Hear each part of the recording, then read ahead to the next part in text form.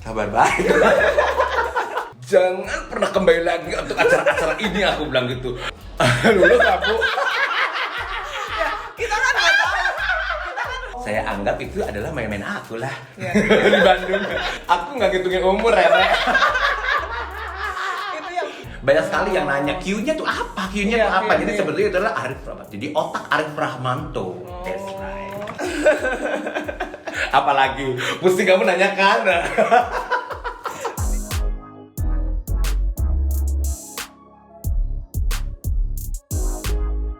apa kabar? Kabar baik. Thank you loh udah datang jauh-jauh dari Cirebon datang My ke sini. hometown-nya. My hometown, your hometown. Gue ngerampok dia karena memang lagi santai ya kan. Ini edisi ngerampok ya, Bu. Edisi ngerampok, edisi maksa datang ke Bandung. So, banyak yang tahu tentang Arif, terutama rancangan dia keren banget. Udah kemana-mana ya kan, Putri Indonesia udah berapa tahun dipegang sama dia. Pokoknya udah banyak yang tahu tentang dia. Yang nggak tahu, kita mau korek-korek tentang masa lalu. Oh my god, masa lalu. Ya kan, banyak yang nggak tahu tentang masa lalu. Kita ceritain dulu latar belakangnya. Itu keluarganya asli Cirebon atau gimana? Yes.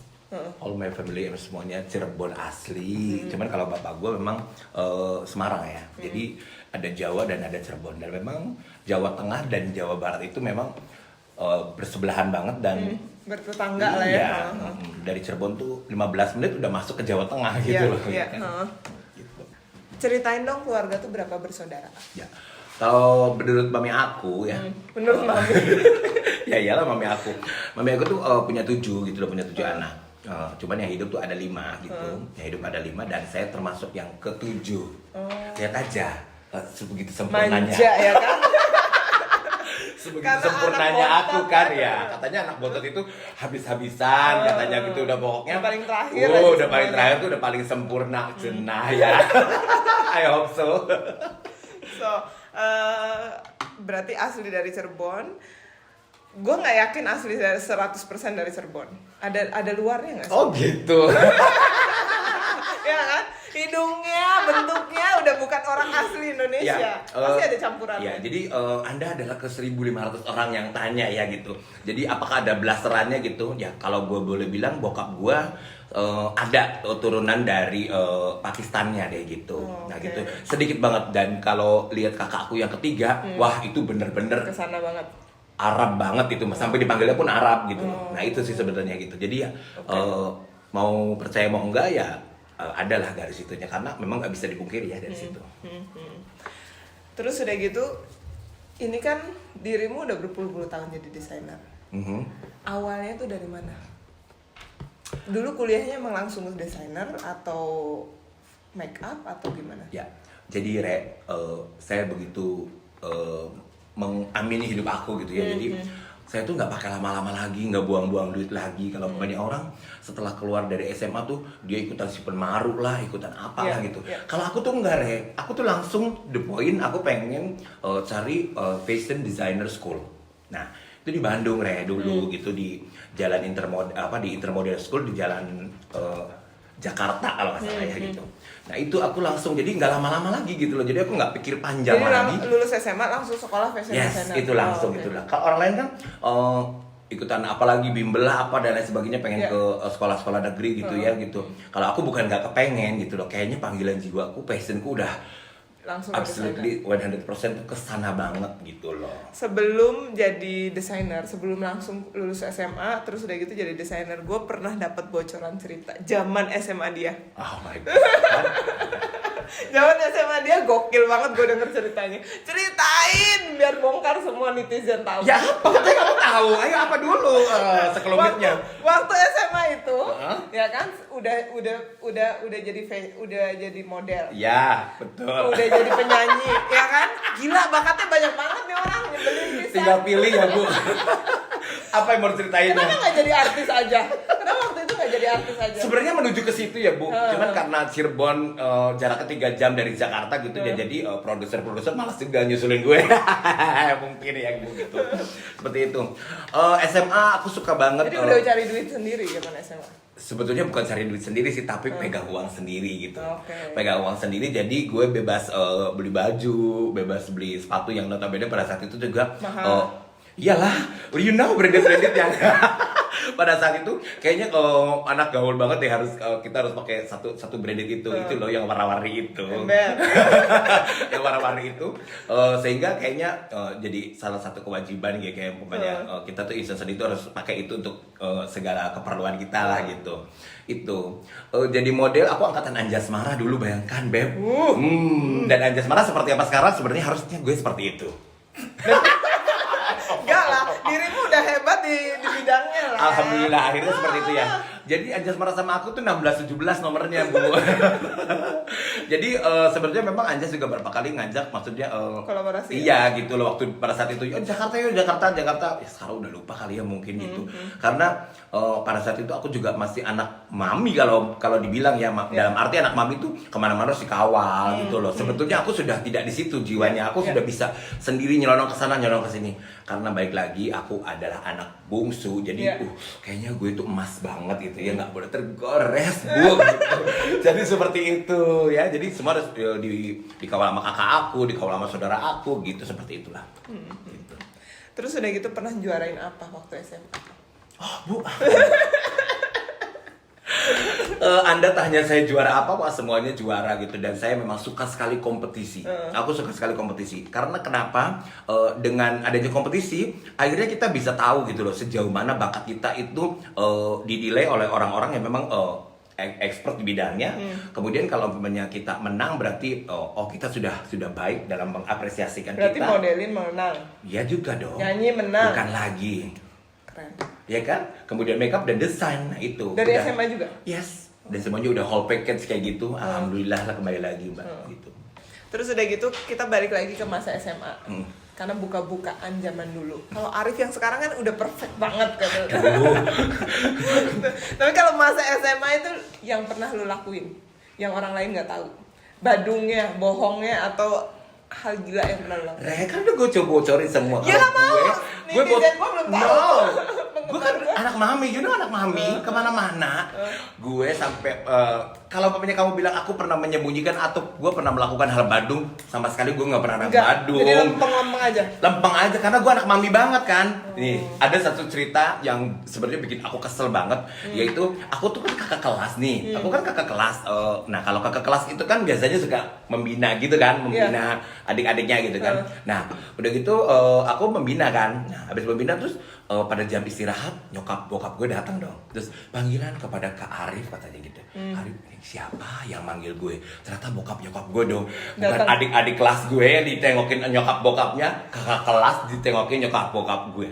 Dan akhirnya gue langsung dong ke bonyok gue langsung bilang gini, jangan pernah kembali lagi untuk acara-acara ini, aku bilang gitu. Arifnya malu, aku bilang gitu. Kan dia hanya pembina, aku bilang gitu. Kenapa dong yang adik-adik kelasnya aja gak ada yang ditengokin, Mam, aku bilang gitu. Kok Arif jadi ditengokin? Nggak mau, aku bilang gitu. Ya biarin aja, kata Mami dengan pedenya bokap gue bilang, nggak apa-apa, biarin aja. Keluarga mereka, keluarga kita adalah keluarga kita. Dah, seperti itu. Jadi rengekan gue, marah-marahnya gue, bawelnya gue, orang tua gue itu dianggapnya biasa aja. Karena yang tahu hidup adalah mereka gitu. Itu sebetulnya seperti itu. Terus udah gitu udah lanjut nih kuliah. Setelah kuliah berapa tahun? Lulus sampai. Lulus aku. Ya, kita kan nggak tahu. Anak mami jadi anak kosan, nah kan nggak tahu cerita di situ, ya kan? Memangnya gue nggak tahu teman-teman dia siapa. Gini ya Bu, kuliah itu adalah kuliah di masa paling sulit keluarga saya ya Bu. Di masa sulit keluarga saya yaitu pada saat ibu saya juga sudah pekerjaannya juga sudah tidak seperti dulu lagi gitu. Bapak aku juga sama. Jadi kuliah aku juga aku biayai sendiri. Nah seperti itu. Jadi ada kebanggaannya yaitu saya bisa membantu membiayai kuliah saya sendiri dengan pulang pergi gitu loh Bu. Jadi aku tuh kuliah terus bekerja. Kebenaran kuliah aku tuh Senin, Selasa, Rabu, Kamis doang. Dan cuma Sabtu Minggunya aku bisa ngejob gitu. Ngejobnya apa? Ya ngejobnya aku terima-terimain jahitan, aku terima-terimain desain gitu. Sendiri? Yes. Dikerjain sendiri? Yes. Wow. Jadi dari kuliah udah mulai ngedesain baju, terus udah gitu kirim ke vendor-vendor gitu. Iya, ya kebetulan udah banyak klien-klien juga, sudah banyak klien-klien juga. Dan pada saat itu dosennya siapa ya dulu, lupa banget aku. Begitu aku nyodorin my first design gitu, maksudnya tuh ketika masuk ke Intermodel School itu, si dosen aku bilang gini, kamu langsung naik ke tingkat 3. Oh ya? Yes, jadi aku nggak melalui lagi tingkat 1, tingkat 2 gitu loh. Langsung Jadi, naik ke tingkat 3. kamu langsung naik ke tingkat 3 dan kamu, khusus untuk kamu udah langsung menggunakan drawing pen. Kalau yang lainnya tuh masih pakai sketsa, masih pakai pensil gitu. Aku udah nggak pakai pensil lagi, aku langsung pakai drawing pen. Gitu. Jadi skip 2 semester langsung di tengah-tengah. That's why. Tapi aku nggak bilang skip 2 semesternya. Ke siapanya? Kan nyokap bokap. Oh. Saya anggap itu adalah main-main aku lah Iya. di Bandung. Tapi sampai sekarang tetap Tuh aja kan? gue nggak pernah tahu Bandung seperti apa. Tetap aja gue bego untuk jalan, aku bego. Jadi cuma Rek. kuliah kerja. Cuman itu aja sih sebenarnya. Having fun ya oke lah gitu untuk anak-anak. Kenakalan remaja pada umumnya. Sedikit waktu itu, kenakalan sedikit remaja. ya. Sedikit kenakalan remaja. Cukup gue yang tahu banyak ya. So, karya pertama pastinya ini kalau diurut dari tadi SMA, kuliah udah berkarya. Nanti pada waktu itu pernah nggak inget karya waktu itu bikin baju siapa? Oh, jelas. Yang wahnya gitu. Oke, jelas sekali karena Mbak ngomongnya adalah karya pertama, tentunya itu adalah fashion show pertama saya juga. Fashion show Iya, pertama. harus yang namanya fashion designer itu harus mempromosikan istilahnya atau memproklamirkan atau mempertontonkan karya pertamanya, apalagi itu debut pertama dan itu harus banget menjadi first interesting ya gitu, harus jadi momen yang sangat tidak boleh gagal menurut gue gitu. Aku mendesain kalau nggak salah sekitar 12 baju ya, 12 baju dan semuanya total habis dijual. Alhamdulillah. Di mana? Di Di Cirebon, apa ya, Di Cirebon. Itu ya. kebaya atau? Jadi aku mulai dari cocktail dress, kemudian casual dress dan evening dress. Nah itu semuanya alhamdulillah sudah terjual pada saat itu karena memang itu harus gitu loh. Harus. Ingat nggak harganya berapa waktu itu? Ih, harga dulu ya. 1 juta ya. 1 juta. Udah gede banget dong. Udah gede banget itu, udah dress ya, udah evening dress ya gitu ya, iya gitu.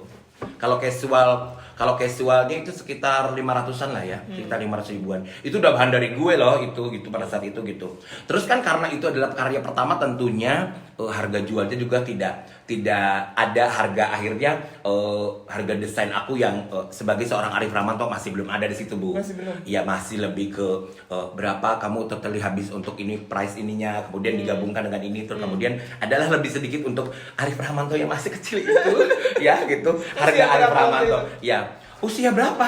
19 tahun, Ibu. Astaga. Wah, keren dong, 19 tahun udah wow. 19 tahun. Begitu 19 tahun. lepas SMA banget, setahun aku langsung buat fashion show saya yang pertama. Di Hotel Prima pada saat itu ya, sekarang udah nggak ada. Udah nggak ada, Udah iya, nggak ada. udah nggak ada. Udah berganti nama seperti itu. Terus udah gitu, ini bakat dari mana sih? Emang sendiri? Apa dari orang tua atau? Sebetulnya sih ada bau dari nyokap aku ya. Karena memang seni adanya di ibu aku. Jadi alhamdulillah kembali lagi akhirnya orang keluarga saya itu mempunyai garis yaitu penerus dari ibu saya, ya aku gitu loh. Emang ibu ngapain?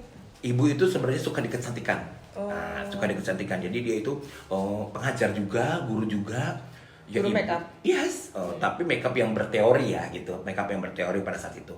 Nah, kenapa akhirnya aku terjun juga ke make up ya juga karena ibu saya gitu loh, karena aku ketika fashion show itu membutuhkan satu backup karakter yang nggak nyambung kan. Nah kalau nyokap aku itu ngajarin yang teori kan, jadi teori pengantin ini jadi begini, harus begini, begini kan. monoton. Sementara kalau fashion kan is not ya kan harus luas banget jabarannya. Labrak. Nah di situ aku suka berantem kecil juga sama nyokap gitu. Lu nggak bisa kayak gini karena lu tidak sesuai dengan teori gitu kan, atau kamu melenceng dari buku katanya gitu. Terus loh, itulah mam yang harus dilakukan desainer atau apapun yang bergerak di bidang seni itu harus off the box, aku bilang gitu. Jadi harus berani keluar dari box ini, aku bilang gitu. Tetap mami saya bilang jangan kamu itu harus sesuai dengan rules, sesuai dengan ini lah bla bla bla seperti itu. Tapi enggak, aku tetap menunjukkan bahwa ini loh mam gitu. Dan akhirnya satu saat nyokap gue bilang, oh aku udah mengerti. Jadi akhirnya nyokap gue bilang gini, ini adalah keperluan komersil, dia bilang gitu. Oke. Pada akhirnya dia mengakui. Iya, mengakui bahwa yang kamu lakukan itu just for komersil gitu. Ya, seperti itu. Tapi kan kalau misalnya fashion designer sekolah kan, kuliahan. Kalau make up gimana? Ya itu dari ibu saya itu, alhamdulillah Bu, gitu loh, alhamdulillah banget. Jadi dari mama otodidak terus Yes. terus dikembangin sendiri. Yes, seperti itu. Pernah inget nggak klien yang wow pada saat pertama kali itu? Kenapa sih kamu selalu bilang wow gitu? Ketika Karena pertama, sekarang udah wow gitu, semuanya wow gitu, yang lu lakuin itu udah keren banget. Jadi gue mau mengurut yang pertama kali yang bikin lu yang aduh oke nih gue dapat orderan dari orang ini gitu. Ya. Ingat nggak siapa? Oh, saya ingat sekali karena semua momentum ketika saya terbentuk, ketika saya mengawali karir, ketika saya awal melangkah, awal mengambil job gitu ya, itu semuanya saya tanam dalam diri saya ya. Iya. Boleh percaya boleh enggak, saya tidak pernah melakukan jelek gitu loh. Jadi saya tuh langsung bagus, nggak ngertinya di situ gitu loh. Jadi kalau orang kan bikin alis tuh mengo dulu gitu kan. Iya. Enggak, aku langsung benar gitu loh. Nanya gitu ya. Aku juga nggak ngerti itu gitu loh. Orang mungkin bikin lipstick gitu ya, reregan heula gitu atau Iya. enggak, aku tuh langsung benar. Oh, bikin lipstick tuh seperti ini gitu. Karena mungkin teori yang terlalu banyak dari ibu saya dan contoh-contoh murid-murid ibu saya, sehingga hal itulah yang membuat oh ini yang salah, oh ini yang benar. Saya langsung ada di tengah-tengah itu. Iya, Itulah iya, alhamdulillah iya. lagi seperti itu. Seperti itu. Klien pertama saya ingat sekali itu adalah ibu camat ya. Seorang ibu camat. Pada saat itu kalau nggak salah harga rias pengantin itu 2.500.000 Ya, ya. untuk acara nikahan. Untuk acara nikahan. Tapi saya sudah berani di angka 6 juta dengan catatan saya akan out of the box di acara ibu. Dan alhamdulillah Bu Camat itu namanya Mama Delia kalau nggak salah ya. Mama Delia. Itu langsung mengiyakan dan langsung mempercayakan 100% ke saya gitu. Saya. Terus ya wis terserah Mas Arif aja. Itu 6 juta. You know, pada saat itu orang mau nambahin 500.000 aja untuk dari harga umum, kayaknya udah berpikir berkali-kali, apalagi aku 2 kali persennya lebih gitu loh. Ya kan? 2 kali lipat. Iya, 2 kali lipatnya itu lebih gitu loh. Ya tapi karena aku begitu bisa meyakinkan klien aku itu gitu juga, memang pada saat itu ini adalah debut gue yang pertama dan ini jadi contoh untuk masyarakat Cirebon bahwa sebetulnya ini loh ada pesta pernikahan yang seperti ini. Jadi ini bisa jadi pandangan atau bisa jadi inspirasi atau bisa jadi sesuatu yang berbeda dan menjadi pilihan gitu loh. Alhamdulillahnya sukses alhamdulillah. Dan sampai sekarang 3 anaknya semua aku yang urus. Mandelianya masih hidup? Alhamdulillah masih. Wow. Cuma pas saya lupa terus ya mengundang beliau di acara-acara aku pada saat momentum-momentum yang paling beragam. Aku sebenarnya malas nangis kalau begini-begini karena aku tuh mudah banget melo orangnya, gitu loh. Jadi kalau punya udah begini dan akhirnya nanti acaranya burak dan akhirnya gue cuma mewek-mewekan aja ya kan gitu. Itu sebetulnya gitu loh. Mama Delia barangkali dengar. Love you so much. Berarti kan lu berkarya udah berapa puluh tahun sih? Berarti dari umur 19 sekarang Hitung aja lah, gue gak ngitungin umur kali. udah hampir 30 tahun lebih ya? Aku gak ngitungin umur ya, Re. Itu yang Yes, terus-terusan make lu tuh ada gak? Oh, ada banget. Banyak banget. Pastinya gitu. gue juga gak bisa lepas dari dia. Ya kan kamu salah satu contohnya loh. Kan ini salah satu contohnya, Mbak. Jadi memang mungkin aku bekerja with my heart. Jadi seluruh hati aku gitu. Jadi bahkan kamu tahu banget isi aku gitu. Tahu banget aku nggak berbohong mendesain baju ini untuk kamu. Gue kan orang bisa bilang gini ya, special design for you, tapi desainnya dijual-jual ke orang gitu kan. Kalau gue itu enggak gitu loh. Aku tuh bener-bener 100% walaupun memang nilai gue segitu gitu ya gitu. Alhamdulillahnya aku betul-betul hold gitu loh. Jadi semuanya aku kasihin ke kamu gitu. Kamu nyampe nggak gitu aku kayak gitu ke kamu? Nyampe. Jadi kalau gue bikin baju terus gue bilang gue mau ada acara di Jerman begini contoh kecil ya, itu cuman undangan kecil gitu kan, misalnya karena adik ipar gue nikah di Jerman, terus gue bilang tapi gue mau begini, ya udah tenang aja sih, ini orang bisa nggak ya? Jawabannya cuman ya udah sih tenang aja, pas udah jadi kerennya kan? Nah seperti itu aku gitu loh. Jadi sebetulnya kerugian banget sih kalau namanya kamu atau klien-klien aku bilang gini di awal bilang berapa desain ini. Karena sebetulnya harga aku tuh terjadi ketika baju ini kelar gitu. Jadi aku lebih ke nilai jual sebetulnya. Cara aku. Jadi bingung kalau dari awal udah ditawar. Kalau udah tawar-tawar seperti itu akhirnya Terus alasan yang kedua kenapa harga itu kenapa ada di depan gitu nggak enak karena apa? Jadi akhirnya membatasi kita untuk berkreativitas sebetulnya itu loh. Kalau aku boleh mengeluh ya gitu sebetulnya gitu. Tapi ya it's Indonesia gitu Yeah, kan. of course. Udah gitu kembali lagi it's Cirebon, it's Bandung gitu. Jadi ya begitulah. Saya harus mengikuti oh ya oke lah gitu. Saya nggak bisa bersikukung gitu kan menyesuaikan rules yang ada kemudian dengan pendapat saya seperti itu, Re. Kan lu selalu ngerasa apa yang lu lakuin everything is right. Yes. Bikin alis lu langsung Yes. bisa apa. Tapi pernah nggak ada ngerasain tantangan yang sulit banget di tengah-tengah? Ya. Tim kah? Betul, Apa betul, kah? betul. Atau Kalau itu memang beda ya, karena berhubungan dengan orang banyak, Re. Kalau berhubungan dengan orang banyak, memang kita hitung orang itu dong, Re. Jadi ada 10 orang, berarti 10 pendapat yang kita harus saring itu ya kan. Ada 2 orang, kita saring 2 orang itu. Seperti itu sih, Re, gitu. lebih ke SDM ya, Yes, kesulitannya. Tapi so far kalau ide atau apa, lu nggak Iya, enggak. ngerasa Nggak ada. ngerasa Karena semua ya memang kalau ide atau apapun produk Arki, memang semuanya ada in my brand gitu. Makanya Arki itu karya dari Arif Pramanto. Q-nya itu Brian. Banyak sekali yang nanya Q-nya tuh apa? Q-nya Iya, tuh apa? iya, Jadi iya. sebetulnya itu adalah Arif Pramanto. Jadi otak Arif Rahmanto. That's right. I just realized now. Oh ya. Dan kamu gak tanya itu ya Q-nya apa gitu. That's right. Q-nya itu my brand. Thank you infonya. Gue pikir cuman biasa biar keren aja Arki gitu. Oh, nggak seperti itu dong, Re, you know lah. Kalau sekarang kan banyak banget mua-mua yang muncul gitu kan, udah gitu desainer-desainer yang menurut gue baru wah obrak-abrik pasaran apa segala macam. Ya saat ini gimana?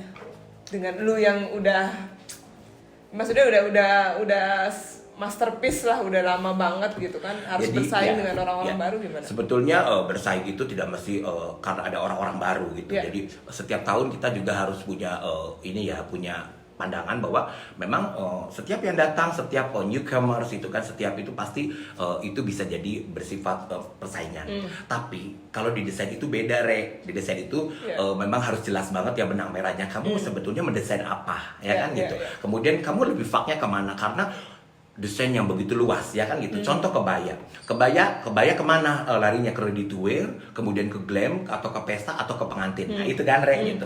Dan akhirnya memang dari awal waktu saya mengawali saya mau terjun ke apa nih gitu kan, aku pilih wedding. Kemudian wedding terbagi menjadi 2, yaitu wedding internasional dan wedding tradisional.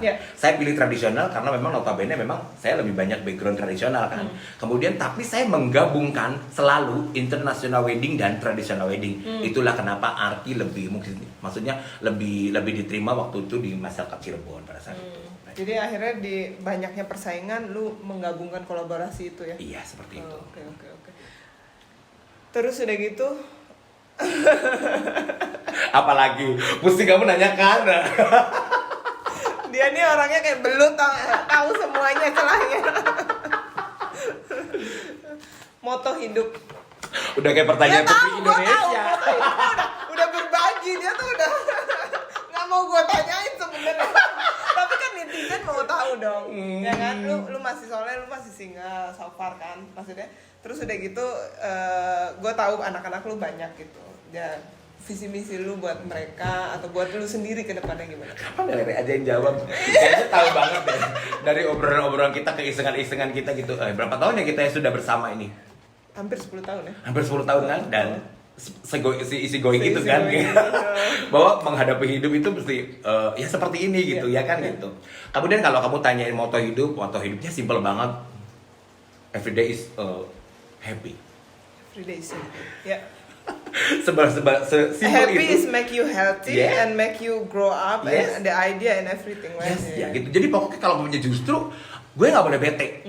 Dan gue tahu banget ketika gue bete ngapain. Kacau semua. Iya gitu kan. Enggak, maksudnya nggak boleh bete. Dan gue tahu banget bagaimana ketika aku bete. Nah gitu. Semudah itu, I'm sleeping. Saya tidur aja gitu. Jadi aku tahu ini bete dan ini akan merusak semua susunan-susunan yang ada di depan gue. Dan detik itu juga dalam 10 menit aku harus tidur.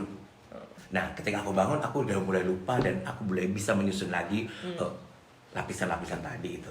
Seperti itu. Gaya nggak sih?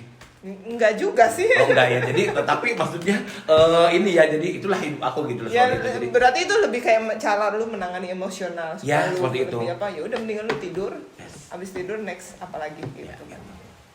Terus udah gitu tips-tipsnya nih. Tips Ya. untuk apa?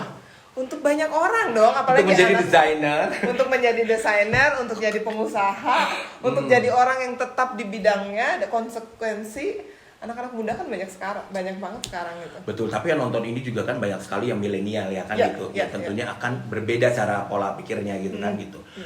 Kalau aku boleh kasih tips gitu ya, jangan menyia-nyiakan waktu, ya kan. Kemudian mencoba hal baru, menggabungkan dengan yang ada di kamu gitu kan. Jadi kalau umpamanya ini hal baru tapi ternyata sulit, udahlah gak usah gitu loh. Tapi selalu harus mencoba hal baru. Siapa tahu passion kamu nyambung dengan yang ada di kamu gitu loh, ya kan gitu. Siapa tahu punya passion tersembunyi, pasti orang punya itu gitu Yeah, loh. yeah, yeah. Tapi ketika hati kamu sudah menolak, ya sudah, jangan lakukan itu karena apa? Akan sulit dan akan nantinya jadi beban ya kan. Terus jangan nanti juga lakukan Yes, sekarang seperti juga. itu. Jangan pernah membuang waktu itu tadi. Lu kan suaranya bagus nih. Hmm. Kalau sekolah desain itu udah jelas sekolah. Make up dari nyokap. Suara bagus dari mana? Nah, dari atas lah Beb. Dan gitu sekarang jadi juri lagi. Sebetulnya ketika waktu aku jadi juri salah satu pemilihannya begitu-begitu tentang vokal gitu, sebetulnya aku sosok yang berbeda, yaitu adalah sosok luar yang menilai mereka lebih dari lepas dari teknik suara, Yeah. kemudian teknik dia cara bernyanyi, Yeah. kemudian cara mereka itu gimana. Enggak, aku lebih lihat ke passion mereka, apakah mereka layak untuk menjadi bintang seperti itu. Jadi akulah yang meng-create mereka gitu. Aduh, rambut lu potong deh. Lu harusnya gini deh, lu kurusin ya, dan sebagainya oke, seperti oke, itu. oke. Aku lebih ke situ sih Lebih sebenarnya. ke Ya, jadi juara expert gitu. yang lain gitu loh. Jadi aku di antara 3 juri itu sebenarnya kayak aku nggak di dilirik, dan aku sering banget berantem. Ngapain gua ada di sini kalau gitu? Didaulat menjadi juri, kemudian honor kita pun sama gitu kan ya.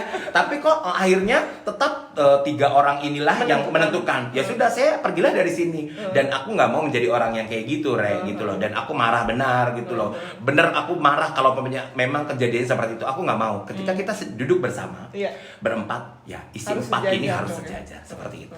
Ya. Jadi sekarang masih nggak? Masih. Walaupun pertentangan selalu ada.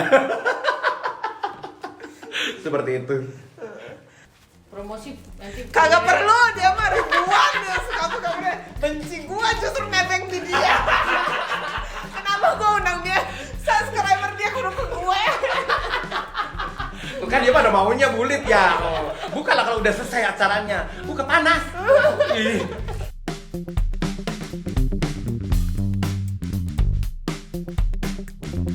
Hah?